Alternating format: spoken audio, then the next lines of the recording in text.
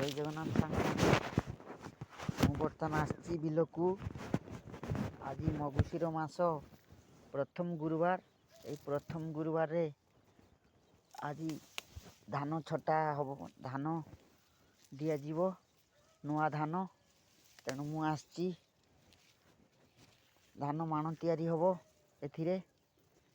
ତେଣୁ ଆପଣମାନେ ବି ଆସନ୍ତୁ ବିଲକୁ, ନେଇଯାଆନ୍ତୁ ଆଉ ଧାନ ମାଣ ତିଆରି କରିବେ।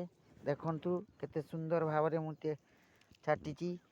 ଆପଣମାନେ ଛାଟିକି ଏମିତି ନିଅନ୍ତୁ ଆଉ ନେଇକି ଆପଣମାନେ ବି ବନାନ୍ତୁ।